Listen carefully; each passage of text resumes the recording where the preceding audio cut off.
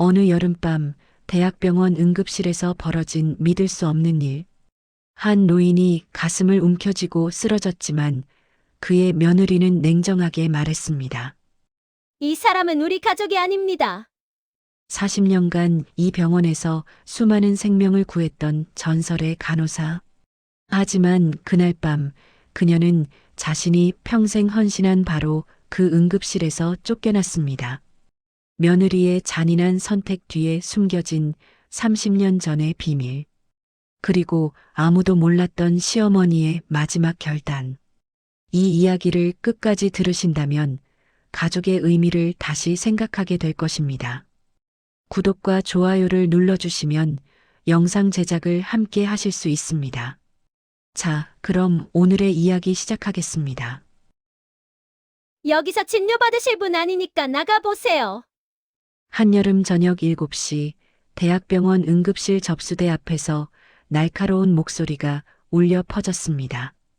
명품 핸드백을 든 30대 여성이 휠체어를 밀며 차갑게 말했습니다. 휠체어에 앉은 노인은 창백한 얼굴로 가슴을 움켜쥐고 있었습니다. 김순자 68배 나이가 무색하게 꼿꼿한 자세를 유지하려 애쓰는 모습이었습니다. 하지만 그녀의 떨리는 손과 식은 땀이 흐르는 이마는 숨길 수 없었습니다. 유진아, 제발. 수미, 순자가 가까스로 입을 열었습니다. 하지만 며느리 이유진은 고개도 돌리지 않았습니다. 응급실 간호사가 다가왔습니다. 젊은 간호사 최은미는 순자의 상태를 보자마자 얼굴이 굳었습니다. 어머니, 빨리 진료받으셔야겠어요. 안색이 너무 안 좋으세요. 은미가 급히 말했습니다. 그러자 유진이 가로막았습니다. 저희는 그냥 갈 거예요. 다른 병원으로 갈 겁니다. 유진의 목소리에는 짜증이 묻어났습니다. 은미는 당황한 표정으로 순자를 바라봤습니다. 순자의 입술은 이미 파랗게 질려 있었습니다. 보호자님, 환자분 상태가 심각해 보이는데요. 지금 당장 심전도 검사라도 해야 할 것 같습니다. 은미가 다급하게 말했습니다. 유진은 핸드백에서 휴대전화를 꺼내며 한숨을 내쉬었습니다. 진료비는 누가 내라고요? 이분 건강보험도 없는 거 아세요? 차갑고도 명확한 거절이었습니다. 응급실 대기실에 있던 사람들의 시선이 일제히 그쪽으로 쏠렸습니다. 은미는 믿을 수 없다는 표정으로 유진을 쳐다봤습니다. 그래도 어머님이시잖아요. 이렇게 아프신데. 은미가 조심스럽게 말했습니다. 유진이 냉소를 지었습니다. 어머님은 무슨... 우리 남편이 모시겠다고 데려온 거지. 내가 모시겠다고 한 적 없어요. 유진의 목소리는 점점 커졌습니다. 대기실의 다른 환자들과 보호자들이 수군거리기 시작했습니다. 순자는 고개를 숙인 채 아무 말도 하지 못했습니다. 그녀의 손은 휠체어 팔걸이를 힘없이 쥐고 있었습니다. 유진아, 태준이한테 전화 좀. 순자가 떨리는 목소리로 간신히 말했습니다. 유진은 휴대전화 화면만 들여다볼 뿐이었습니다. 오빠는 지금 수술 중이에요. 바쁘다고요. 말은 그렇게 했지만 유진의 손가락은 게임 화면 위를 바쁘게 움직이고 있었습니다. 은미는 더 이상 참을 수 없었습니다. 보호자님, 환자분이 정말 위험해 보이는데 이러시면... 그때였습니다. 순자의 몸이 휠체어에서 앞으로 고꾸라졌습니다. 어머님! 은미가 재빨리 달려가 순자를 받쳤습니다. 순자의 얼굴은 완전히 하얗게 질려 있었고 호흡은 가늘고 불규칙했습니다. 침대 하나 빨리요. 심전도 모니터 준비하세요. 은미가 다른 간호사들에게 소리쳤습니다. 응급실이 순식간에 긴장감으로 가득 찼습니다. 의료진들이 순자를 응급 침대로 옮기기 시작했습니다. 유진은 그 광경을 멀찍이 떨어져서 팔짱을 낀 채 지켜봤습니다. 그녀의 입꼬리에는 짜증 섞인 표정이 그대로 남아 있었습니다. 정말 오늘따라 왜 이러시는 건지. 집에서 쉬시면 될걸. 유진이 중얼거렸습니다. 은미가 순자의 손목을 잡고 맥박을 재는 동안 다른 간호사가 혈압계를 준비했습니다. 혈압 90에 60입니다. 맥박 불규칙합니다. 간호사의 다급한 목소리가 응급실에 울렸습니다. 당직 의사가 급히 달려왔습니다. 보호자분, 환자분 상태가 심각합니다. 지금 즉시 검사와 치료가 필요한데 동의서 작성 부탁드립니다. 의사가 유진에게 서류를 내밀었습니다. 유진은 서류를 받아들지 않았습니다. 제가 보호자 아니에요. 그냥 태워다 준 사람일 뿐이고요. 유진이 단호하게 말했습니다. 의사와 간호사들의 얼굴에 당혹감이 스쳤습니다. 그럼 환자분의 가족분이 누구신가요? 의사가 조심스럽게 물었습니다. 우리 남편이요. 근데 지금 수술 중이라 못 와요. 유진이 무심하게 대답했습니다. 그럼 다른 가족분께 연락을. 없어요. 우리 남편 아니면 가족 없어요. 이분은. 유진의 대답은 냉정했습니다. 그 순간 순자의 눈에서 눈물 한 방울이 흘러내렸습니다. 고통스러운 것은 가슴의 통증만이 아니었습니다. 40년 넘게 자신이 헌신한 이 병원, 이 응급실에서 이런 모욕을 당하다니. 은미는 순자의 눈물을 보고 가슴이 먹먹해졌습니다. 어머님, 괜찮으세요? 제가 꼭 치료받으실 수 있게 해드릴게요. 은미가 순자의 손을 꼭 잡으며 속삭였습니다. 순자는 고개를 저었습니다. 괜찮아요. 집에 가고 싶어요. 순자의 목소리는 거의 들리지 않을 정도로 작았습니다. 하지만 그 안에 담긴 슬픔과 체념은 누구보다 깊었습니다. 유진이 시계를 보며 한숨을 쉬었습니다. 아, 진짜. 시간만 낭비하네. 집에 가려면 빨리 가야지. 유진이 짜증 섞인 목소리로 말했습니다. 그때 응급실 문이 열리며 한 여성이 급하게 들어왔습니다. 단정한 정장 차림의 60대 중반 여성이었습니다. 박정희, 이 병원의 원장이었습니다. 정희는 응급실을 둘러보다가 침대에 누운 순자를 발견했습니다. 그 순간 정희의 얼굴이 하얗게 질렸습니다. 순자야. 정희가 비명처럼 순자의 이름을 불렀습니다.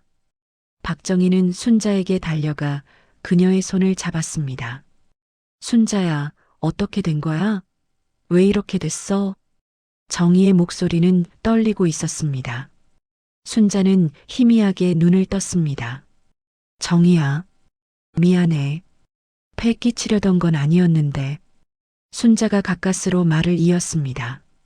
정희는 고개를 저으며 의료진을 향해 돌아섰습니다. 당장 심전도 검사하고 혈액 검사 준비하세요. 심장내과 당직에 호출하고요. 정희의 목소리는 단호했습니다. 은미가 재빨리 움직이기 시작했습니다. 그때 유진이 끼어들었습니다. 저기요, 원장님. 진료비 문제가 있어서요. 유진이 예의 바른 척하며 말했습니다. 정희가 차갑게 유진을 쳐다봤습니다. 진료비는 제가 부담하겠습니다. 지금은 환자 치료가 먼저입니다. 정희의 대답은 짧고 명확했습니다. 유진의 얼굴이 일그러졌습니다. 원장님이 왜 이분 진료비를 내신다는 거예요? 무슨 관계시길래? 유진이 따지듯 물었습니다. 정희는 유진을 똑바로 바라봤습니다. 김순자 선생님은 이 병원에서 40년을 일하신 분입니다. 수간호사로 계시면서 수천 명의 생명을 구하셨죠. 정희의 말에 응급실이 잠시 조용해졌습니다. 주변에 있던 나이든 간호사 몇 명이 순자를 알아보기 시작했습니다. 어머, 김순자 선생님이세요? 정말 순자 선생님이시네. 제가 신입일 때 많이 가르쳐 주셨는데. 간호사들의 놀란 목소리가 여기저기서 들려왔습니다. 유진은 당황한 표정을 지었습니다. 그건 옛날 일이잖아요. 지금은 퇴직하신 지 오래됐고요. 유진이 변명처럼 말했습니다. 정희의 눈빛이 차가워졌습니다. 옛날 일이라고요? 순자 선생님이 아니었다면 이 병원 응급실은 지금처럼 제대로 운영되지 못했을 겁니다. 정희가 또박또박 말했습니다. 유진은 입술을 깨물었습니다. 그녀의 얼굴에는 불만이 가득했습니다. 그래도 가족이 진료비를 부담하는 게 맞잖아요. 원장님이 부담하실 이유가 없는데. 유진이 끝까지 물고 늘어졌습니다. 정희가 한숨을 내쉬었습니다. 그럼 보호자분께서 부담하시겠어요?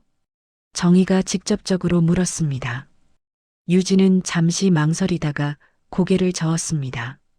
저는 며느리일 뿐이에요. 그리고 솔직히 말씀드리면 시어머니랑 저는 별로 가깝지 않아요. 유진의 대답은 냉정했습니다. 대기실에 있던 사람들이 수군거렸습니다. 저런 며느리가 어디 있어. 시어머니가 아프신데 저렇게 말을 해? 사람들의 비난 섞인 목소리가 유진의 귀에 들렸습니다. 유진의 얼굴이 붉어졌습니다. 하지만 그녀는 물러서지 않았습니다. 사람들이 뭐라고 하든 저는 제 입장을 말하는 거예요. 시어머니는 시어머니고 저는 저예요. 유진이 목소리를 높였습니다. 순자는 침대에 누운 채 눈을 감았습니다. 그녀의 눈가에서 또 눈물이 흘러내렸습니다. 정희는 순자의 손을 꼭 잡았습니다. 순자야, 걱정하지 마. 내가 다 알아서 할게. 정희가 다정하게 속삭였습니다. 의료진이 순자를 검사실로 이동시키기 시작했습니다. 유진은 그 모습을 팔짱을 낀 채 지켜봤습니다. 정희가 유진에게 다가왔습니다. 환자분 보호자시죠? 혹시 환자분 아드님께 연락 좀 해주시겠어요? 정희가 정중하지만 단호하게 말했습니다. 유진이 휴대전화를 꺼내며 한숨을 쉬었습니다. 오빠한테 전화하면 뭐 하겠어요? 바쁘다고 안 받을 텐데. 유진이 마지못해 전화를 걸었습니다. 신호음이 길게 울렸지만 아무도 받지 않았습니다. 받죠? 안 받잖아요. 유진이 으쓱하며 말했습니다. 정희는 참담한 표정을 지었습니다. 그럼 문자라도 보내주세요. 어머니가 위독하시다고요. 정희가 간곡하게 부탁했습니다. 유진은 짜증스럽게 휴대전화를 두드렸습니다. 엄마 응급실. 원장이 진료비 낸대. 수술 끝나면 와. 유진이 보낸 문자는 놀라울 정도로 무심했습니다. 정희는 그 문자를 힐끗 보고는 아무 말도 하지 못했습니다. 유진이 핸드백을 챙기며 일어났습니다. 저는 이만 가봐야겠어요. 집에 애들 봐줄 사람도 없고요. 유진이 나가려는 순간이었습니다. 은미가 급하게 달려왔습니다. 보호자님, 환자분 상태가 좋지 않아요. 심근경색 의심됩니다. 은미의 목소리는 긴박했습니다. 유진은 잠시 멈춰섰습니다. 하지만 그녀는 고개를 저었습니다. 그래도 저는 가야 해요. 제가 여기 있어봤자 도움도 안 되고요. 유진이 단호하게 말했습니다. 정희가 유진의 팔을 잡았습니다. 보호자분, 지금 환자분이 정말 위험한 상황입니다. 혹시 모를 응급 상황에 가족이 있어야 합니다. 정희가 설득했습니다. 유진은 정희의 손을 뿌리쳤습니다. 원장님, 제발 좀 놔주세요. 저 정말 가야 한다고요. 유진의 목소리에는 짜증이 가득했습니다. 그때 검사실에서 순자를 모시고 나온 은미가 소리쳤습니다. 심전도 이상 소견, 혈압 급격히 떨어지고 있습니다. 응급실이 다시 긴장 상태가 되었습니다. 의료진들이 급하게 움직이기 시작했습니다. 유진은 그 광경을 보고도 발걸음을 옮기지 않았습니다. 아니, 오히려 더 빨리 나가려고 했습니다. 죄송하지만 저는 정말 가봐야 해요. 유진이 응급실 문을 향해 걸어갔습니다. 대기실의 사람들이 경악한 표정으로 유진을 바라봤습니다. 저 며느리 정말 사람이 맞나? 시어머니가 죽어가는데 저렇게 가버리다니. 비난의 목소리가 유진의 등 뒤에서 들려왔습니다. 유진은 귀를 막은 듯 응급실을 나갔습니다. 정희는 허탈한 표정으로 유진의 뒷모습을 바라봤습니다. 그리고 다시 순자에게로 향했습니다. 순자는 산소 마스크를 쓴 채 힘겹게 숨을 쉬고 있었습니다. 순자야, 괜찮아. 내가 옆에 있을게. 정희가 순자의 손을 잡으며 말했습니다. 순자가 희미하게 고개를 끄덕였습니다. 그녀의 눈에는 깊은 슬픔이 담겨 있었습니다. 40년을 바친 이 병원에서 자신이 키운 아들의 아내에게 이런 대우를 받는다는 것. 순자의 가슴은 신체적 고통보다 마음의 상처로 더 아팠습니다. 은미가 정희에게 다가왔습니다. 원장님, 환자분이 예전에 이 병원에서 일하셨다는 게 사실인가요? 은미가 조심스럽게 물었습니다. 정희가 고개를 끄덕였습니다. 그럼요. 순자 선생님은 이 병원 응급실의 전설이에요. 1980년대부터 2015년까지 여기서 일하셨죠. 정희의 목소리에는 존경심이 담겨 있었습니다.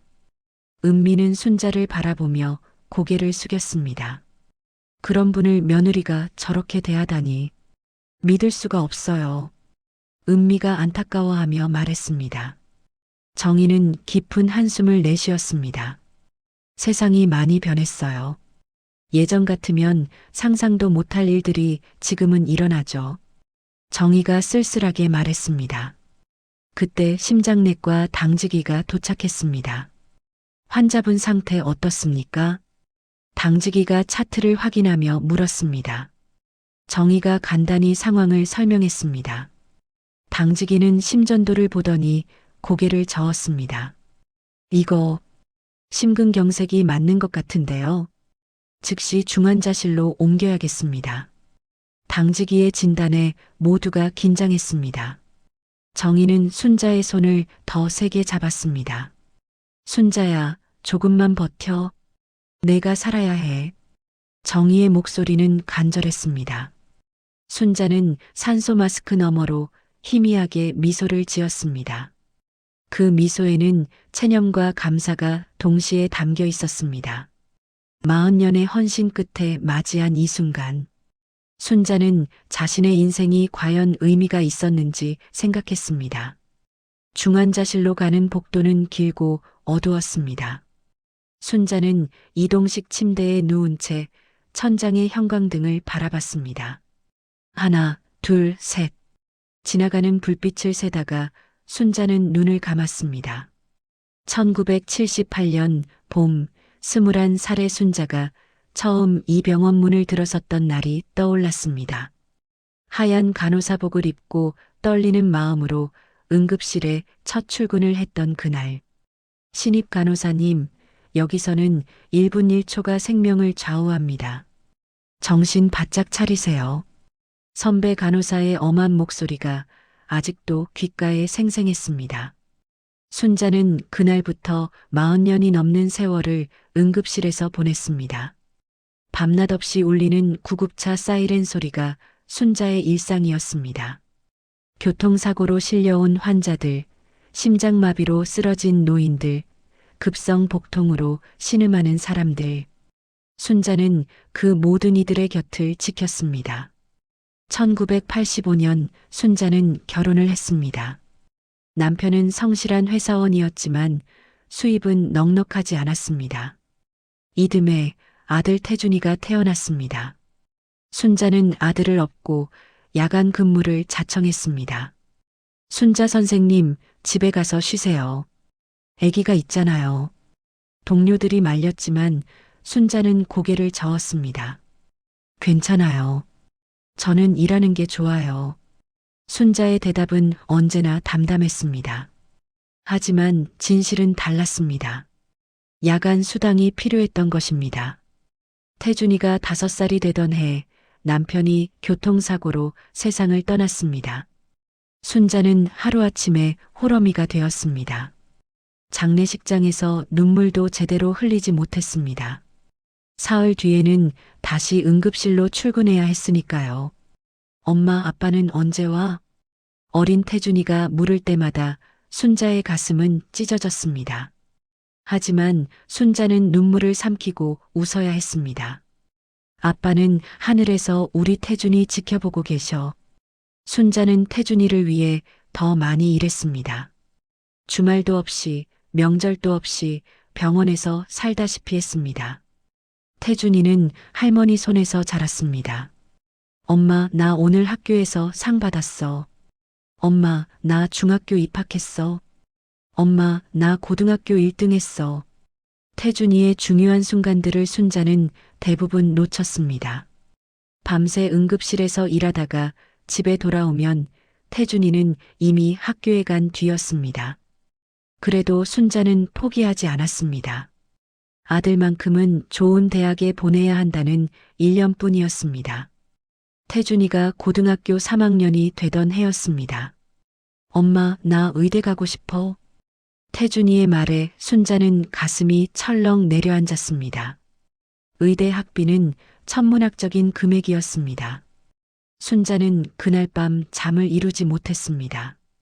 다음 날 순자는 병원 행정실로 향했습니다. 제 퇴직금을 미리 받을 수 있을까요? 순자가 조심스럽게 물었습니다. 행정 직원이 놀란 표정을 지었습니다. 선생님, 아직 정년까지 10년도 넘게 남았는데요. 급한 일이 생겨서요. 부탁드립니다. 순자는 고개를 숙였습니다. 결국 순자는 퇴직금을 담보로 대출을 받았습니다. 태준이는 의대에 합격했습니다. 엄마, 고마워. 내가 나중에 크면 엄마 꼭 잘 살게 해줄게. 태준이가 환하게 웃었습니다. 순자는 그 웃음 하나로 모든 게 보상받는 기분이었습니다. 하지만 의대 6년은 순자에게 지옥 같은 시간이었습니다. 등록금, 생활비, 책값, 병원 실습비, 끝없이 나가는 돈을 감당하기 위해 순자는 더 많은 야간 근무를 했습니다. 쉬는 날에는 다른 병원에서 파트타임으로 일했습니다. 60이 넘은 나이에도 순자는 쉬지 않았습니다. 허리는 굽어가고 무릎은 시큰거렸지만 참았습니다. 순자 선생님, 이제 좀 쉬셔야죠. 건강 챙기세요. 동료들이 걱정했지만 순자는 웃어넘겼습니다. 괜찮아요. 아직 팔팔해요. 순자의 목소리는 언제나 밝았습니다. 하지만 밤마다 순자는 진통제를 삼키며 잠을 청했습니다. 2015년 태준이가 드디어 의사가 되었습니다. 바로 이 병원 정형외과 전문의로 임용되었습니다. 순자는 그날 혼자 병원 옥상에 올라가 울었습니다. 기쁨의 눈물이었습니다. 40년의 고생이 드디어 결실을 맺는 순간이었습니다. 하지만 그 기쁨도 잠시였습니다. 태준이는 곧 이유진과 결혼했습니다. 유진은 태준이의 대학 동기였습니다. 엄마, 유진이 소개해요. 우리 곧 결혼할 거예요. 태준이가 들떠서 말했을 때 순자는 불길한 예감이 들었습니다. 유진의 차갑고 계산적인 눈빛이 순자를 불편하게 만들었습니다. 어머님, 앞으로 잘 부탁드려요. 유진의 인사는 형식적이었습니다.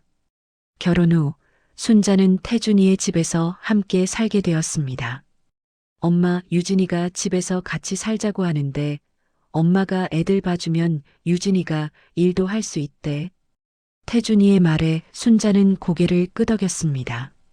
하지만 유진의 진심은 달랐습니다. 유진은 순자를 가사 도우미처럼 대했습니다.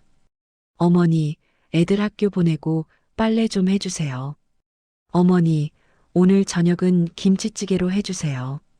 어머니, 애들 숙제 좀 봐주세요. 저 약속 있어서 나가야 해요.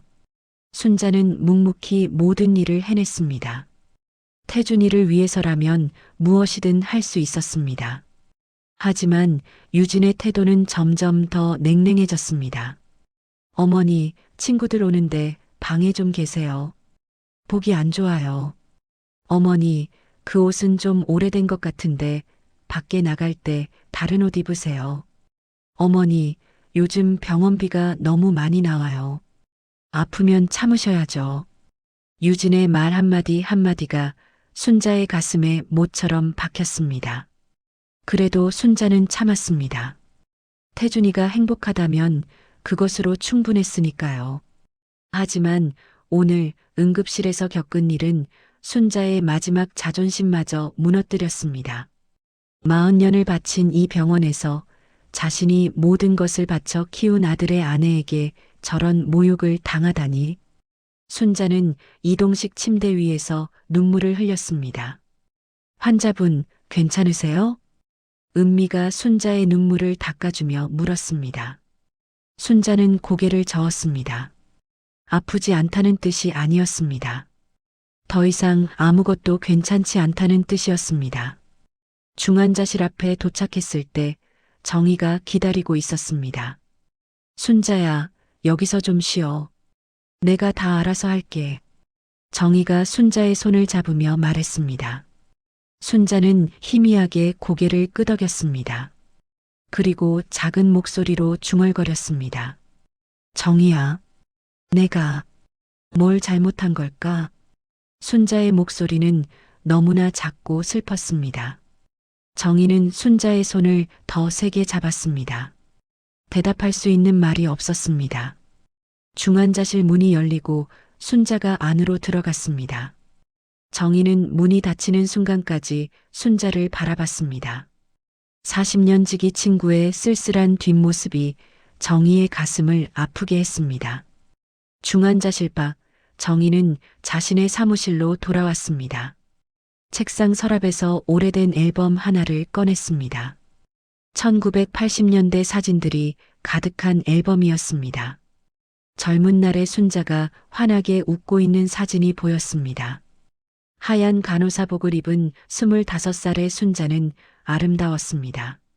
정희는 그 사진을 쓰다듬으며 깊은 한숨을 내쉬었습니다. 순자야, 내가 이렇게 되다니. 정희는 컴퓨터를 켜고 병원 인사 기록을 검색했습니다. 김순자, 입사일 1978년 3월 2일, 퇴사일 2015년 8월 31일, 총 근무기간 37년 5개월, 수상 경력이 화면 가득 나타났습니다. 모범 간호사상 15회, 공로상 9회, 생명구조 공로상 23회. 정희의 눈이 커졌습니다. 생명구조 공로상이 23번이나 된다는 것은 직접 응급처치로 23명의 생명을 구했다는 뜻이었습니다. 정희는 더 아래로 스크롤을 내렸습니다. 그곳에는 순자에 대한 동료들의 평가가 기록되어 있었습니다. 김순자 선생님은 응급실의 어머니입니다. 신입 간호사들을 가장 따뜻하게 가르쳐 주시는 분입니다. 김순자 선생님 덕분에 제가 간호사를 계속할 수 있었습니다. 김순자 선생님은 환자들에게 희망을 주는 분입니다. 정희의 눈에 눈물이 맺혔습니다. 이렇게 훌륭한 사람이 자신의 며느리에게 저런 대우를 받다니. 정희는 휴대전화를 들었습니다. 김태준의 번호를 찾아 전화를 걸었습니다. 신호음이 3번 울린 후 전화가 연결되었습니다. 여보세요? 태준의 목소리는 피곤해 보였습니다. 태준 선생님, 저 박정희 원장입니다.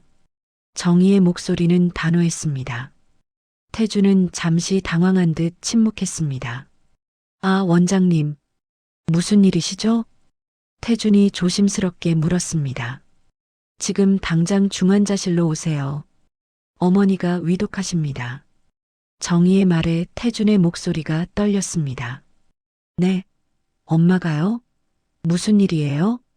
태준이 다급하게 물었습니다. 심근경색입니다. 오늘 저녁 응급실에 실려 오셨는데 부인분께서 치료를 거부하셨어요. 정희의 말에 전화 너머가 조용해졌습니다. 그게 무슨 말씀이세요? 태준의 목소리는 믿을 수 없다는 투였습니다. 직접 와서 확인하세요. 지금 당장요. 정희는 전화를 끊었습니다. 10분 후 태준이 급하게 중환자실로 달려왔습니다. 수술복을 벗지도 못한 채였습니다. 엄마. 태준이 중환자실 문 앞에서 소리쳤습니다. 정희가 그를 막아섰습니다. 지금은 들어갈 수 없어요. 검사 중입니다. 정희가 차분하게 말했습니다. 태준은 창문 너머로 순자를 바라봤습니다. 산소 마스크를 쓴 순자는 너무나 작고 약해 보였습니다. 태준의 눈에서 눈물이 흘러내렸습니다. 원장님, 엄마가 정말 위독한 건가요? 태준이 떨리는 목소리로 물었습니다. 정희는 고개를 끄덕였습니다. 심근경색으로 보입니다. 조금만 늦었어도 큰일 날 뻔했어요. 정희의 말에 태준은 주저앉았습니다. 제가 몰랐어요. 엄마가 이렇게 아프신 줄. 태준이 머리를 감싸쥐었습니다. 정희는 태준을 내려다봤습니다. 태준 선생님, 제가 한 가지 물어봐도 될까요?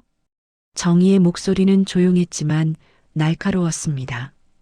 태준이 고개를 들었습니다. 어머니께서 건강보험이 없다는 게 사실인가요? 정희의 질문에 태준의 얼굴이 붉어졌습니다.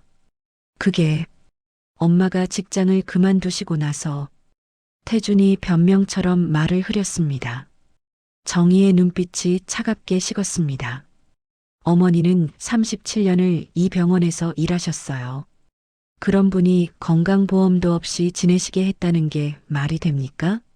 정희의 목소리에는 분노가 담겨 있었습니다. 태준은 고개를 숙였습니다. 죄송합니다. 제가 신경을 못 썼습니다. 태준의 사과는 힘이 없었습니다. 그때 복도 끝에서 유진이 나타났습니다. 그녀는 여전히 명품 핸드백을 들고 있었습니다. 오빠 여기 있었어? 유진이 태준을 발견하고 다가왔습니다. 태준은 유진을 보자 얼굴이 굳어졌습니다.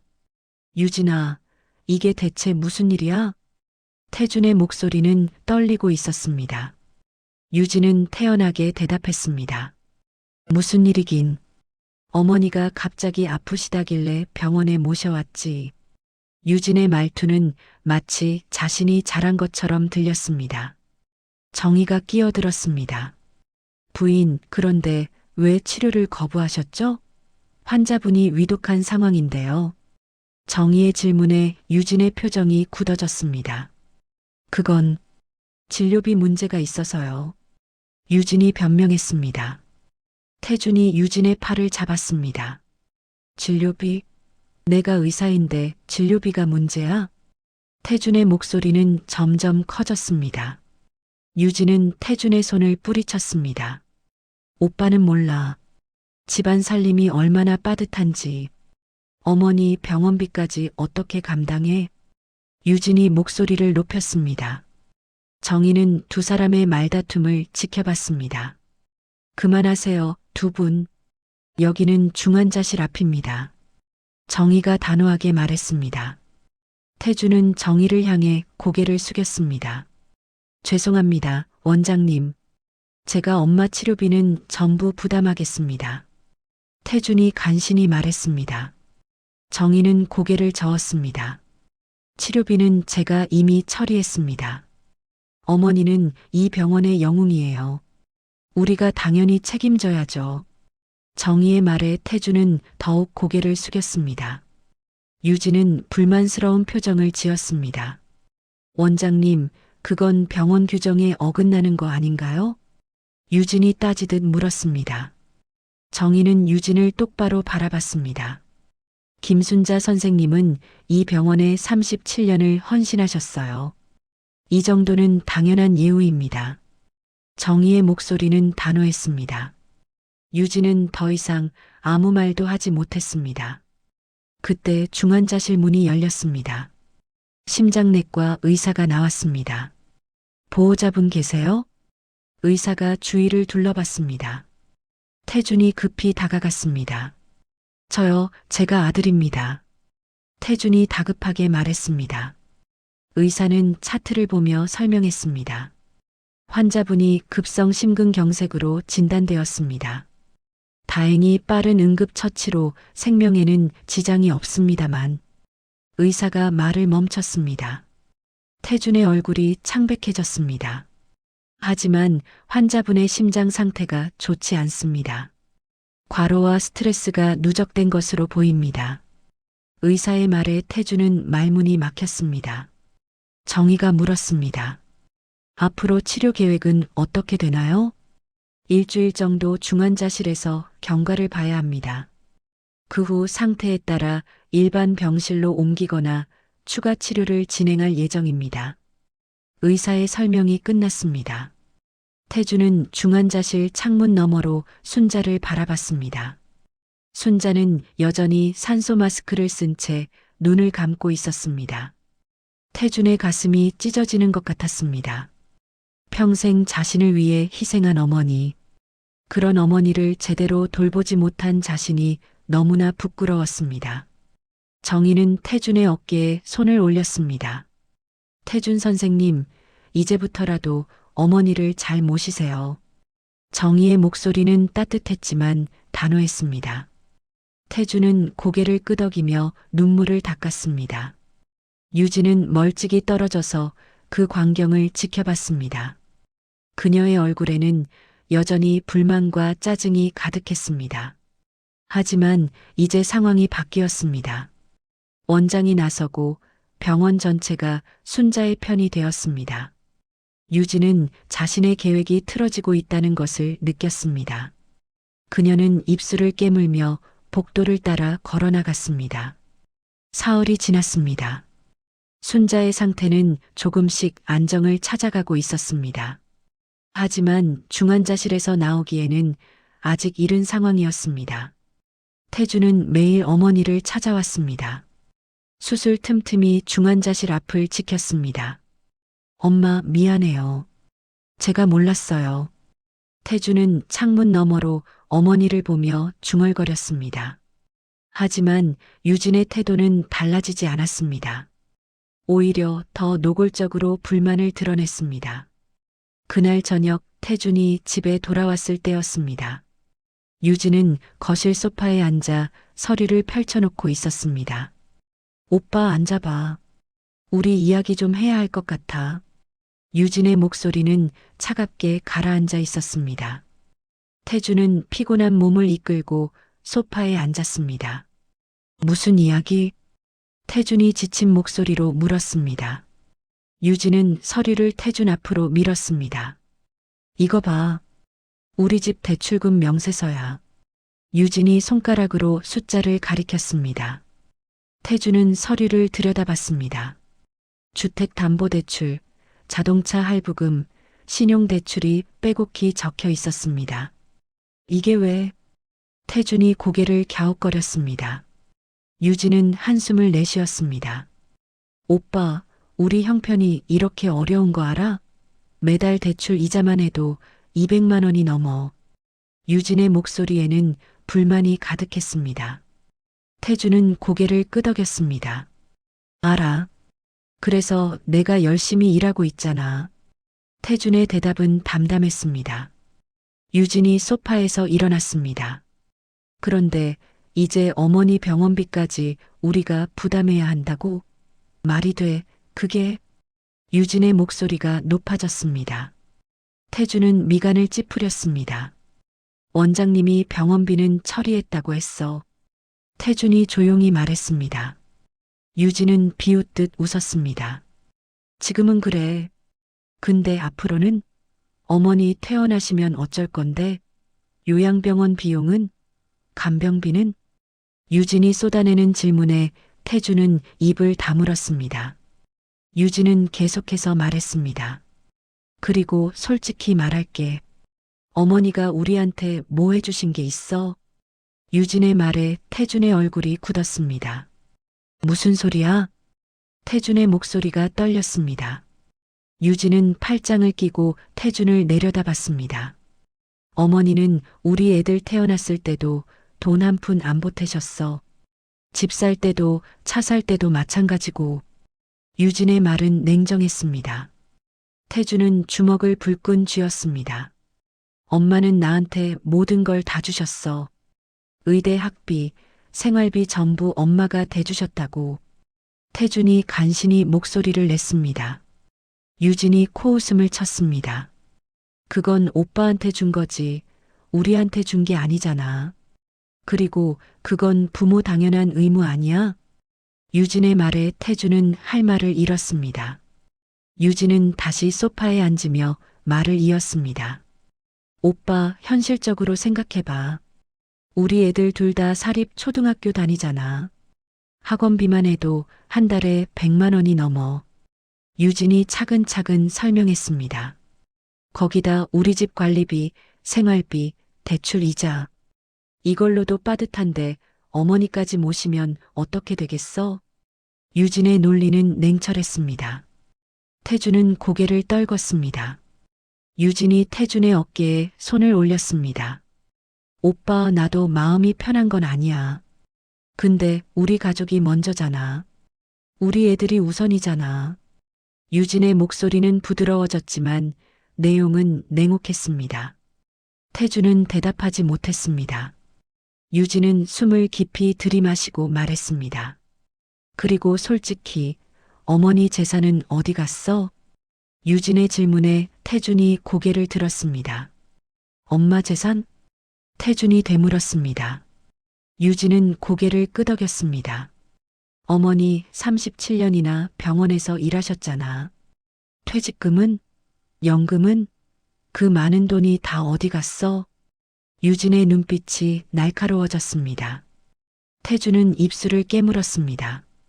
어머니가 자신의 의대 학비를 위해 퇴직금까지 담보로 대출을 받았다는 사실을 알고 있었습니다. 하지만 유진에게는 그 이야기를 한 적이 없었습니다. 그건 태준이 말을 시작하려 했습니다. 유진이 가로막았습니다. 설마 오빠 학비로 다 쓰신 거야? 그럼 더 이상할 것도 없네. 어머니가 오빠한테 다 퍼주시고 정작 본인은 아무것도 안 남기신 거잖아. 유진의 말투는 비난조였습니다. 태준은 얼굴이 붉어졌습니다. 유진아, 그런 식으로 말하지 마. 태준이 간신히 말했습니다. 유진은 고개를 저었습니다. 사실을 말하는 거잖아. 어머니가 계획성 없이 사신 거지, 뭐. 유진의 말 한마디 한마디가 태준의 가슴을 찔렀습니다. 그때 유진의 휴대전화가 울렸습니다. 유진은 전화를 받았습니다.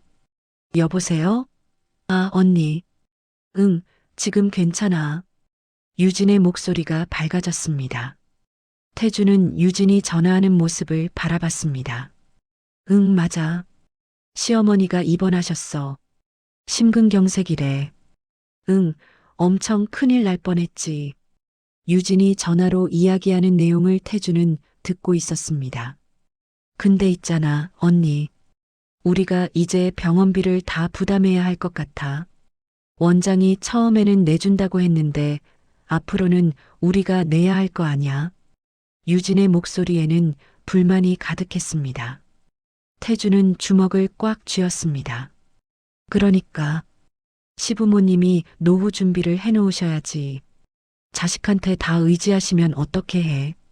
유진이 전화 속 언니와 공감하며 이야기했습니다. 태준은 더 이상 참을 수 없었습니다. 유진아, 전화 끊어. 태준이 낮은 목소리로 말했습니다. 유진은 태준을 흘끗 보고는 전화를 이어갔습니다. 언니, 나 나중에 다시 전화할게. 응, 알았어. 유진이 전화를 끊었습니다. 태준은 일어나 유진을 똑바로 바라봤습니다. 유진아, 엄마 이야기를 다른 사람한테 하지 마. 태준의 목소리는 단호했습니다.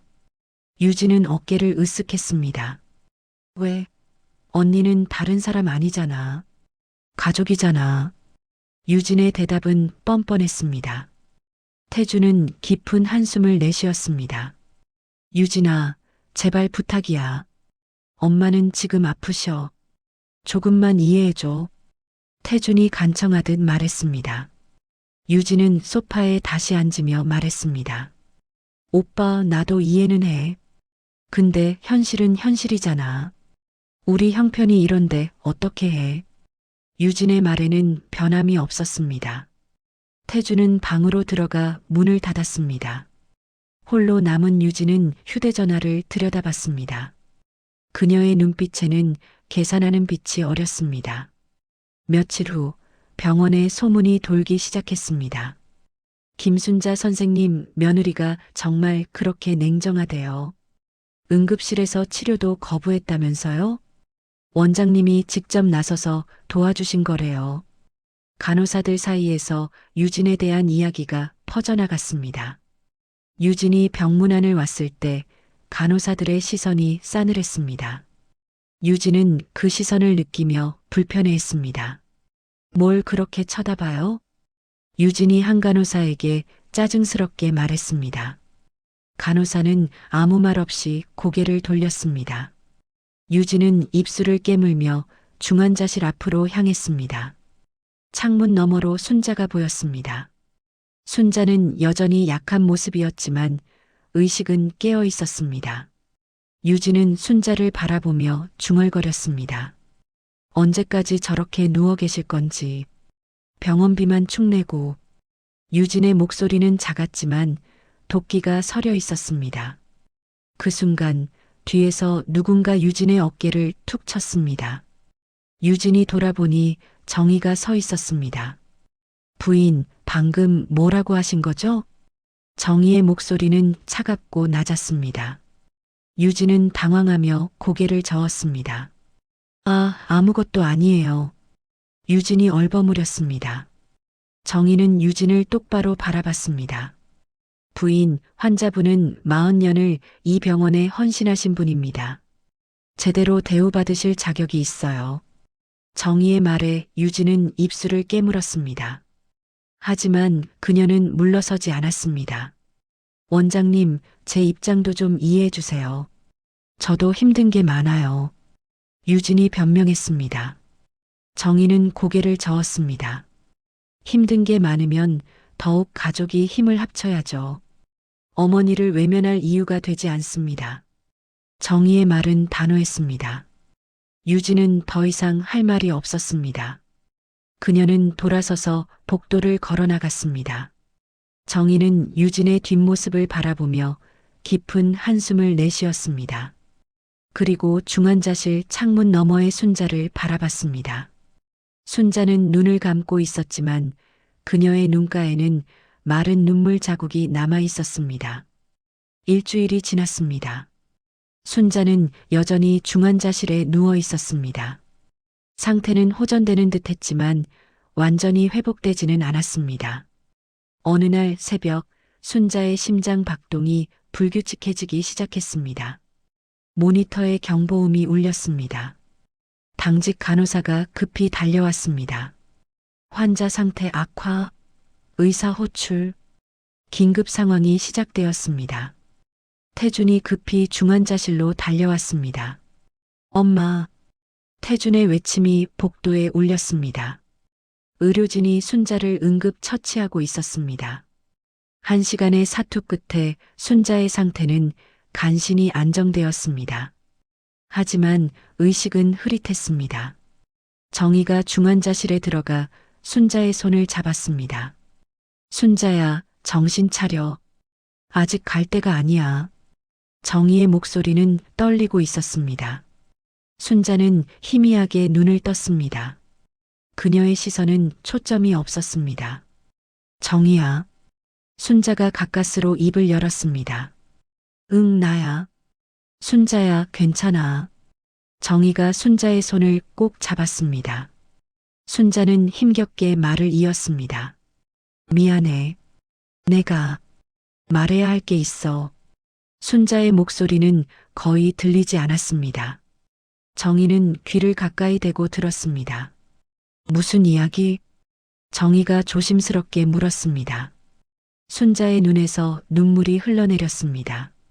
유진이, 그 아이, 내가. 순자의 말은 끊어졌습니다. 정희는 당황했습니다. 순자야, 유진이가 어쨌다고? 무슨 일이야? 정희가 다급하게 물었습니다.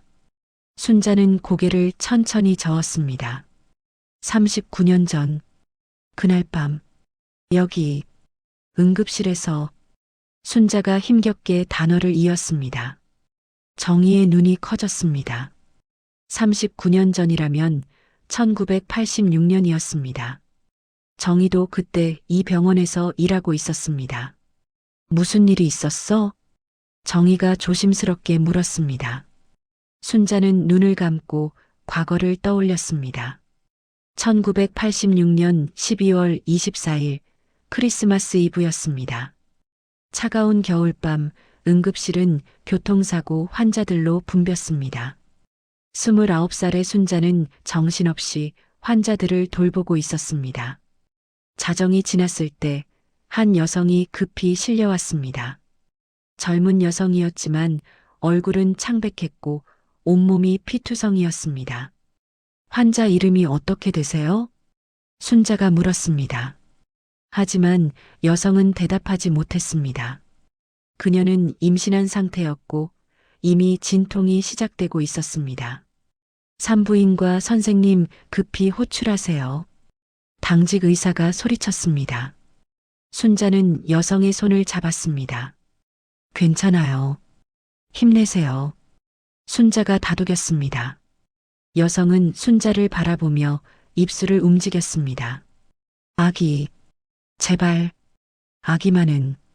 여성의 목소리는 가늘었습니다. 순자는 고개를 끄덕였습니다. 걱정하지 마세요. 아기 꼭 지킬게요. 순자가 약속했습니다. 응급수술이 시작되었습니다. 하지만 여성은 너무 많은 피를 흘린 상태였습니다. 교통사고로 내장이 심하게 손상되어 있었습니다. 아기는 제왕절개로 무사히 태어났습니다. 하지만 산모는 수술대 위에서 숨을 거두었습니다. 순자는 갓 태어난 아기를 안았습니다. 작고 연약한 생명이었습니다.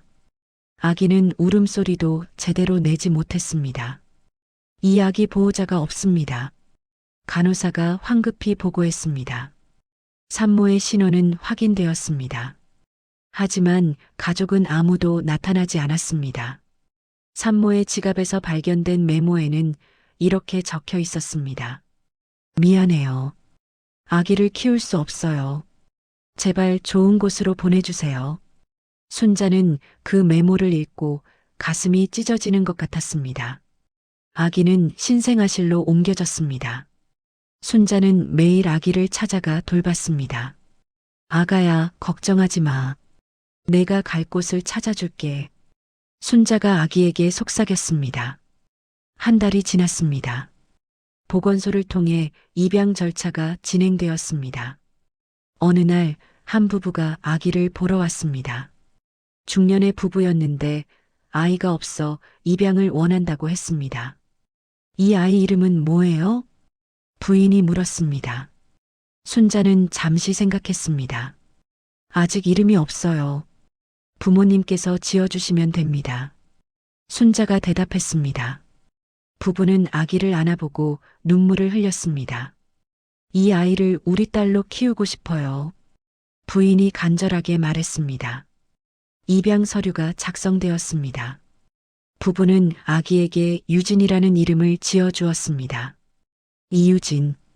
순자는 그 이름을 마음속에 새겼습니다. 아기가 떠나는 날 순자는 마지막으로 아기를 안았습니다. 유진아, 행복하게 살아야 해. 엄마가 내게 주지 못한 사랑을 받으며 자라야 해. 순자가 아기에게 속삭였습니다. 그리고 33년이 흘렀습니다. 순자는 유진이 어떻게 자랐는지 알 길이 없었습니다. 하지만 운명은 참으로 묘했습니다. 태준이 의대 시절 어느 날 여자친구를 데려왔습니다. 엄마, 소개할게. 내 여자친구 이유진이야. 태준이 환하게 웃으며 말했습니다. 순자는 그 이름을 듣는 순간 심장이 멎는 것 같았습니다.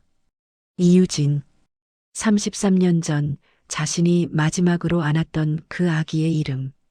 순자는 유진을 자세히 바라봤습니다. 나이를 계산해 보니 정확히 33년 전에 태어난 아이였습니다. 순자는 떨리는 목소리로 물었습니다.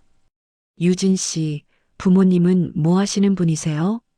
순자가 조심스럽게 물었습니다. 유진은 잠시 망설이다가 대답했습니다. 저, 사실 입양아예요. 친부모님은 모르고요. 유진의 대답에 순자는 확신했습니다. 이 아이가 바로 그 아기였습니다. 33년 전 자신이 품에 안았던 그 작은 생명이었습니다. 순자의 눈에서 눈물이 흘러내렸습니다. 왜 그러세요, 어머니? 유진이 걱정스럽게 물었습니다. 순자는 급히 눈물을 닦았습니다. 아니야, 그냥 내가 우리 태준이를 만나줘서 고마워서 그래. 순자가 거짓말을 했습니다. 하지만 순자는 그 진실을 말할 수 없었습니다. 유진이 자신이 입양아라는 사실에 상처받을까 두려웠습니다. 그리고 무엇보다 유진의 생모가 어떻게 죽었는지를 말할 수 없었습니다. 순자는 그날 이후 유진을 더욱 각별하게 대했습니다. 유진은 단순히 며느리가 아니었습니다. 자신이 생명을 구하고 새로운 삶을 선물한 아이였습니다. 하지만 유진은 순자의 마음을 몰랐습니다. 오히려 순자의 관심을 부담스러워했습니다. 어머니, 너무 신경 쓰지 마세요. 저 혼자 할 수 있어요. 유진은 늘 그렇게 말했습니다. 시간이 흐르면서 유진의 태도는 점점 더 차갑게 변했습니다. 순자는 그 모든 것을 참았습니다. 이 아이가 행복하기만 하면 그것으로 충분했으니까요. 중환자실에서 순자는 정희에게 이 모든 이야기를 털어놓았습니다. 그래서 나는 유진이한테 아무 말도 못했어. 순자가 힘겹게 말을 마쳤습니다. 정희는 충격에 빠졌습니다. 그럼 유진이는 자기가 입양아라는 것만 알고 내가 생명의 은인이라는 건 몰라? 정희가 믿을 수 없다는 표정으로 물었습니다. 순자는 고개를 끄덕였습니다. 말할 수 없었어. 유진이가 상처받을까봐. 순자의 눈에서 또 눈물이 흘렀습니다. 정희는 순자의 손을 꼭 잡았습니다. 순자야, 이제라도 말해야 해. 유진이가 알아야 해. 정희가 간곡하게 말했습니다. 순자는 고개를 저었습니다. 안 돼. 유진이는 그냥 행복하게 살아야 해. 순자의 목소리는 점점 작아졌습니다.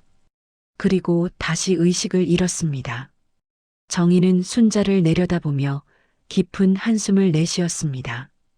이제 모든 진실이 밝혀질 시간이 다가오고 있었습니다.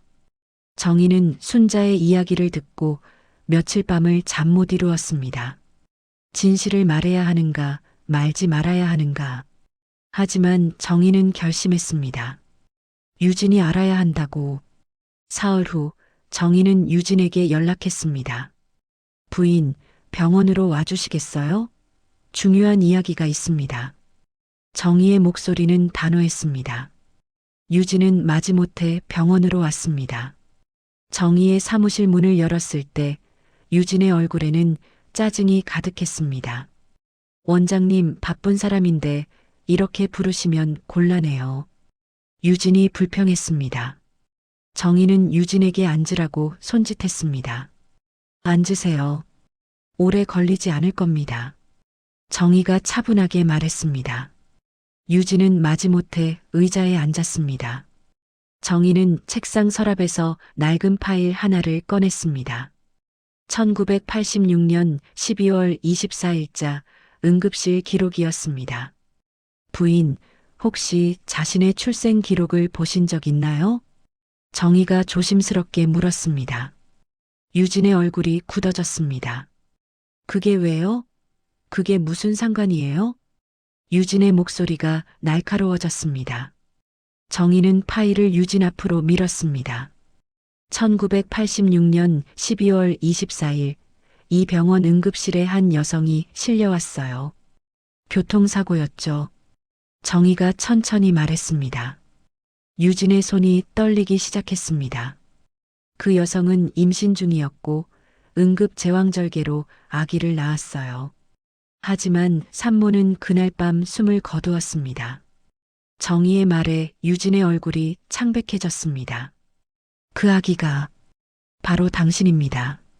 정희가 조용히 말했습니다. 유진은 파일을 집어들었습니다. 손이 심하게 떨렸습니다. 파일 안에는 생모의 사진과 기록이 있었습니다. 그리고 담당 간호사 이름이 적혀 있었습니다. 김순자. 유진은 그 이름을 보며 눈을 크게 떴습니다. 김순자 선생님이 당신의 생명을 구했어요. 산모가 돌아가신 후 한 달 동안 당신을 돌보고 입양 가정을 찾아준 사람이 바로 순자 선생님이에요. 정희의 말에 유진은 아무 말도 하지 못했습니다. 잠시 침묵이 흘렀습니다. 그러다 유진이 갑자기 웃기 시작했습니다. 차갑고 쓴 웃음이었습니다. 원장님, 그래서요? 제가 감동받고 눈물 흘리며 무릎 꿇을 거라고 생각하세요? 유진의 목소리에는 비웃음이 담겨 있었습니다. 정희는 당황했습니다. 부인 무슨... 유진이 정희의 말을 끊었습니다. 원장님, 솔직히 말씀드릴게요. 저 이미 다 알고 있었어요. 유진의 말에 정희는 충격을 받았습니다. 뭐라고요? 정희가 믿을 수 없다는 표정으로 물었습니다. 유진은 가방에서 서류 몇 장을 꺼냈습니다. 작년에 양부모님이 돌아가시고 유품을 정리하다가 발견했어요. 제 입양 서류와 출생 기록이요. 유진이 서류를 책상 위에 던졌습니다. 정희는 서류를 집어들었습니다. 그 안에는 입양 기관의 기록과 병원 기록이 포함되어 있었습니다. 그래서 저는 이 병원을 찾아왔어요. 39년 전 기록을 열람했죠. 물론 돈을 좀 써야 했지만요. 유진이 차갑게 말했습니다. 정희의 손이 떨렸습니다. 그럼 순자 선생님이 당신의 생명의 은인이라는 것도... 네, 다 알아요. 김순자 간호사가 저를 살렸고 입양 보냈다는 것도요. 유진이 정희의 말을 끊었습니다. 정희는 혼란스러웠습니다. 그럼 왜 어머니를 그렇게 대한 거예요? 정희가 목소리를 높였습니다. 유진은 일어서서 창문 쪽으로 걸어갔습니다. 원장님은 모르실 거예요. 입양아로 산다는 게 어떤 건지. 유진의 목소리가 떨렸습니다. 어렸을 때부터 저는 다른 아이들과 달랐어요. 얼굴도 성격도 양부모님과 전혀 닮지 않았죠. 유진이 창밖을 바라보며 말을 이었습니다. 초등학교 때 친구들이 물었어요. 왜 엄마랑 안 닮았냐고. 저는 대답할 수 없었어요. 유진의 목소리에 오랜 상처가 묻어났습니다. 양부모님은 좋은 분들이었어요. 하지만 저는 항상 불안했죠. 언젠가 버려질까봐. 유진이 고백했습니다. 정희는 조용히 유진의 이야기를 들었습니다. 그리고 작년에 진실을 알았을 때 저는 무너졌어요. 제 친엄마는 저를 낳고 바로 죽었다는 것. 그리고 제 생명을 구한 사람이 나중에 제 시어머니가 되었다는 것. 유진이 돌아서서 정희를 바라봤습니다. 그녀의 눈에는 눈물이 가득했습니다. 원장님, 그게 얼마나 기막힌 운명인지 아세요? 제가 얼마나 혼란스러웠는지 아세요? 유진의 목소리가 높아졌습니다. 정희는 고개를 저었습니다. 그래도 어머니는 당신을 위해 평생을 헌신하신 분이에요. 정희가 간곡하게 말했습니다. 유진은 비웃었습니다. 헌신? 그게 헌신이에요? 저한테는 동정처럼 느껴졌어요. 유진이 소리쳤습니다. 어머니는 왜 말하지 않으셨어요? 왜 숨기셨어요? 제가 알 권리가 있었잖아요. 유진의 외침에 정희는 할 말을 잃었습니다. 저는 생각했어요. 어머니가 저를 불쌍히 여겨서 아들과 결혼시킨 건 아닐까? 죄책감 때문에 저를 며느리로 받아들인 건 아닐까? 유진의 말에 정희는 고개를 저었습니다. 아니에요. 순자 선생님은 그런 분이 아니에요. 정희가 반박했습니다. 하지만 유진은 듣지 않았습니다. 저는 시험했어요. 어머니가 진짜로 저를 가족으로 생각하는지 아니면 그냥 불쌍한 입양아로 보는지. 유진이 고백했습니다. 정희의 눈이 커졌습니다. 그래서 일부러 냉정하게 대한 거예요? 정희가 믿을 수 없다는 표정으로 물었습니다. 유진은 고개를 끄덕였습니다. 네. 저는 어머니가 화를 내기를 바랐어요. 진실을 말하기를 바랐어요. 하지만 어머니는 끝까지 참으셨죠. 유진의 목소리가 떨렸습니다. 그게 더 화가 났어요. 어머니가 저를 너무 불쌍히 여기는 것 같았으니까. 유진이 눈물을 닦았습니다. 정희는 깊은 한숨을 내쉬었습니다. 유진 씨, 순자 선생님은 당신을 불쌍히 여긴 게 아니에요. 사랑한 거예요. 정희가 단호하게 말했습니다. 유진은 고개를 저었습니다. 사랑이라고요? 진실을 숨기는 게 사랑인가요? 유진이 반문했습니다. 순자 선생님은 당신이 상처받을까봐 숨긴 거예요. 당신이 행복하기를 바라는 마음에서요. 정희가 설명했습니다. 유진은 주저앉았습니다. 저는 그냥 진짜 가족이 되고 싶었어요. 유진이 울먹이며 말했습니다. 입양아가 아니라 불쌍한 고아가 아니라 그냥 평범한 며느리가 되고 싶었어요. 유진의 고백에 정희는 가슴이 아팠습니다. 유진 씨, 당신은 이미 가족이었어요. 순자 선생님에게 당신은 특별한 존재였어요. 정희가 유진의 어깨에 손을 올렸습니다. 유진은 얼굴을 손으로 가렸습니다. 하지만 저는 어머니를 너무 심하게 대했어요. 응급실에서, 중환자실에서. 유진의 목소리는 후회로 가득했습니다. 정희는 유진을 일으켜 세웠습니다. 지금이라도 늦지 않았어요. 어머니께 가세요. 정희가 유진을 중환자실로 안내했습니다. 창문 너머로 순자가 보였습니다. 여전히 산소 마스크를 쓰고 있었지만 의식은 깨어 있었습니다. 유진은 창문 앞에 서서 순자를 바라봤습니다. 순자도 유진을 발견했습니다. 두 사람의 시선이 마주쳤습니다. 순자의 눈에서 눈물이 흘러내렸습니다. 유진도 울고 있었습니다. 정희가 중환자실 문을 열었습니다. 들어가세요. 어머니가 기다리고 계세요. 정희가 유진의 등을 밀었습니다. 유진은 천천히 중환자실로 들어갔습니다. 순자의 침대 옆에 섰습니다. 어머니, 유진이 떨리는 목소리로 불렀습니다. 순자는 산소 마스크를 벗으려 했습니다. 유진이 급히 순자의 손을 잡았습니다. 안 돼요, 어머니. 그냥 계세요. 유진이 순자의 손을 꼭 잡았습니다. 순자는 유진의 손을 쓰다듬었습니다. 그리고 입모양으로 말했습니다. 미안해. 유진아. 유진은 고개를 저었습니다. 아니에요, 어머니. 제가 미안해요. 제가 정말 잘못했어요. 유진이 순자의 손에 얼굴을 묻었습니다. 저는 어머니가 저를 불쌍히 여기는 줄 알았어요. 하지만 틀렸어요. 유진이 울먹이며 고백했습니다. 어머니는 저를 사랑하셨던 거죠. 제가 태어나는 순간부터 지금까지. 유진의 목소리는 흐느낌으로 가득했습니다. 순자는 유진의 머리를 쓰다듬었습니다. 그녀의 눈에서도 눈물이 멈추지 않았습니다. 하지만 그것은 슬픔의 눈물이 아니었습니다. 안도와 사랑의 눈물이었습니다. 창문 너머에서 정희는 그 장면을 지켜봤습니다. 40년 지기 친구가 마침내 짐을 내려놓는 모습을 보며 정희도 눈물을 흘렸습니다. 한 달이 흘렀습니다. 순자는 중환자실에서 일반 병실로 옮겼습니다.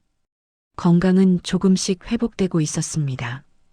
병실 창가로 햇살이 따뜻하게 비쳐 들어왔습니다. 순자는 침대에 기대 앉아 창밖을 바라봤습니다. 가을이 깊어가고 있었습니다. 병실 문이 열렸습니다. 유진이 보온 도시락을 들고 들어왔습니다. 어머니, 점심 드실 시간이에요. 유진의 목소리는 이전과 달리 부드러웠습니다. 순자는 유진을 보며 환하게 웃었습니다. 유진아, 고마워. 내가 만든 거니? 순자가 물었습니다. 유진은 고개를 끄덕이며 도시락을 펼쳤습니다. 네, 어머니가 좋아하시는 북어국이랑 나물 반찬 만들었어요. 유진이 조심스럽게 밥상을 차렸습니다. 순자는 유진의 손을 잡았습니다. 유진아, 내가 이렇게까지 안 해도 돼. 순자가 미안한 듯 말했습니다. 유진은 고개를 저었습니다. 어머니, 제가 하고 싶어서 하는 거예요. 그동안 못했던 걸 지금이라도 하고 싶어요. 유진의 눈에는 진심이 담겨 있었습니다. 순자는 유진의 손을 쓰다듬었습니다. 유진아, 너무 미안해. 내가 진작 말했어야 했는데. 순자가 말을 시작하려 했습니다. 유진이 순자의 입에 숟가락을 가져다 댔습니다. 어머니, 이제 그런 이야기 하지 마세요. 다 지난 일이에요. 유진이 미소를 지었습니다. 순자는 국을 한 숟가락 떠먹었습니다. 맛있다. 유진이 솜씨가 많이 늘었네. 순자가 흐뭇하게 말했습니다. 유진은 어색하게 웃었습니다. 사실 어머니 요리책 보고 만들었어요. 어머니 방에 있던 낡은 노트요. 유진이 고백했습니다. 순자는 놀란 표정을 지었습니다. 그 노트를 찾았구나. 내가 태준이랑 결혼했을 때 쓰기 시작한 건데. 순자가 회상했습니다. 알아요. 거기에 적혀 있더라고요. 며느리 유진이가 좋아할 만한 음식들이라고. 유진의 목소리가 떨렸습니다. 어머니는 진작부터 저를 진짜 딸처럼 생각하셨던 거죠. 유진의 눈에 눈물이 맺혔습니다. 순자는 유진의 손을 꼭 잡았습니다. 유진아, 너는 내게 특별한 아이야. 내가 태어나는 순간부터 지금까지. 순자가 따뜻하게 말했습니다. 유진은 순자의 손에 자신의 뺨을 가져다 댔습니다. 어머니, 저도 어머니가 특별해요. 제게 생명을 주신 분이니까요. 유진이 진심으로 말했습니다. 그때 병실 문이 다시 열렸습니다. 태준이 들어왔습니다. 그의 손에는 꽃다발이 들려 있었습니다. 엄마, 유진아. 태준이 두 사람을 보며 환하게 웃었습니다. 순자와 유진도 태준을 보며 웃었습니다. 태준은 꽃을 화병에 꽂으며 말했습니다. 원장님이 다음 주면 퇴원 가능하다고 하시더라. 태준의 말에 순자는 기뻐했습니다. 정말? 드디어 집에 갈 수 있구나. 순자가 환하게 웃었습니다. 유진이 조심스럽게 말했습니다. 어머니, 집에 가시면 제가 모실게요. 제대로요. 유진의 말에 순자는 유진의 손을 꼭 잡았습니다. 고마워, 유진아. 하지만 너무 무리하지는 마. 순자가 걱정스럽게 말했습니다. 유진은 고개를 저었습니다. 무리가 아니에요. 제가 하고 싶은 거예요. 어머니께 진짜 딸이 되고 싶어요. 유진의 말에 태준은 두 사람을 번갈아 바라봤습니다. 한 달 전과는 완전히 달라진 모습이었습니다. 엄마, 유진아, 무슨 일이 있었던 거야? 둘이 이렇게 달라졌어. 태준이 궁금한 듯 물었습니다. 순자와 유진은 서로를 바라보며 미소를 지었습니다. 그냥 우리가 진짜 가족이 된 거야. 순자가 대답했습니다. 태준은 고개를 갸웃거렸지만 두 사람의 행복한 모습에 그저 웃었습니다. 그때 병실 문이 또 열렸습니다. 은미가 약을 들고 들어왔습니다. 어머님, 약 드실 시간이에요. 은미가 밝게 말했습니다. 순자는 은미를 보며 반갑게 인사했습니다. 은미야, 고마워. 내가 그날 응급실에서 날 살렸어. 순자가 진심으로 말했습니다. 은미는 고개를 저었습니다. 아니에요, 어머님. 제가 당연히 해야 할 일을 했을 뿐이에요. 은미가 겸손하게 대답했습니다. 그래도 고마워. 내가 아니었다면 나는 지금 여기 없었을 거야. 순자가 은미의 손을 잡았습니다. 은미는 순자의 손을 꼭 잡으며 말했습니다. 어머님, 어머님께서 예전에 저희 선배들을 가르치셨잖아요. 그 선배들이 저를 가르쳤고요. 어머님의 정신이 이어져 내려오는 거예요. 은미의 말에 순자는 눈시울이 붉어졌습니다. 그렇구나. 내가 뿌린 씨앗이 이렇게 자라고 있었구나. 순자가 감동하며 말했습니다. 일주일 후 퇴원하는 날이었습니다. 정희가 직접 순자를 배웅하러 왔습니다. 순자야, 이제 집에서 푹 쉬어. 그리고 건강 잘 챙겨. 정희가 순자의 손을 잡으며 말했습니다. 순자는 정희를 꼭 안았습니다. 정희야, 내가 없었으면 나는 어떻게 됐을지 몰라. 정말 고마워. 순자가 정희의 등을 토닥였습니다. 정희는 눈물을 참으며 말했습니다. 우리 40년 지기잖아. 당연한 거지. 정희가 웃으며 대답했습니다. 두 사람은 오랫동안 껴안았습니다. 병원 로비에는 순자를 배웅하러 나온 간호사들이 있었습니다. 김순자 선생님 건강하세요. 선생님 또 뵐게요. 간호사들이 박수를 치며 인사했습니다. 순자는 간호사들을 향해 깊이 인사했습니다. 여러분 정말 고맙습니다. 여러분이 있어서 이 병원이 훌륭한 겁니다. 순자의 말에 간호사들은 박수를 쳤습니다. 태준이 순자를 휠체어에 태우고 유진이 짐을 들었습니다. 세 사람은 병원을 나섰습니다. 햇살이 따뜻했습니다. 가을 하늘은 맑고 높았습니다. 순자는 하늘을 올려다보며 깊은 숨을 들이마셨습니다. 정말 좋은 날이네. 순자가 중얼거렸습니다.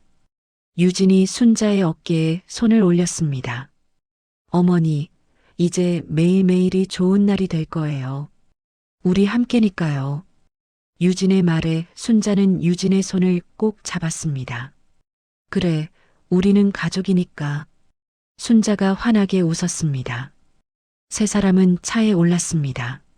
집으로 가는 길, 차 안은 따뜻한 대화로 가득했습니다. 순자는 창밖을 바라보며 생각했습니다. 40년의 헌신이 결코 헛되지 않았다는 것을, 진정한 가족은 피가 아니라 사랑으로 만들어진다는 것을, 그리고 자신이 평생 지켜온 사랑이 마침내 결실을 맺었다는 것을. 순자의 얼굴에는 평화로운 미소가 번졌습니다. 유진은 백미러로 순자를 바라봤습니다. 그리고 마음속으로 다짐했습니다. 앞으로 남은 시간 어머니께 진짜 딸이 되겠다고. 39년 전 자신에게 생명을 주신 그 은혜를 갚겠다고. 태주는 운전하면서 두 사람을 바라봤습니다. 자신의 인생에서 가장 소중한 두 여자가 이제야 진짜 가족이 되었다는 것이 너무나 감사했습니다. 차는 햇살을 가르며 집으로 향했습니다. 새로운 시작을 향해, 진정한 가족의 의미를 찾아서. 오늘 이야기는 여기까지입니다. 오늘 이야기가 마음에 와닿으셨다면 주변 분들이 함께 듣고 보실 수 있도록 공유해 주세요. 채널 구독과 좋아요를 눌러주시면 이야기 만드는데 큰 힘이 됩니다. 듣고 싶은 이야기나 사연 에피소드 주제를 댓글창에 남겨주시면 관련 내용을 각색해서 만들어 드리겠습니다. 오늘 하루도 수고 많으셨습니다. 건강하시고 행복하세요. 감사합니다.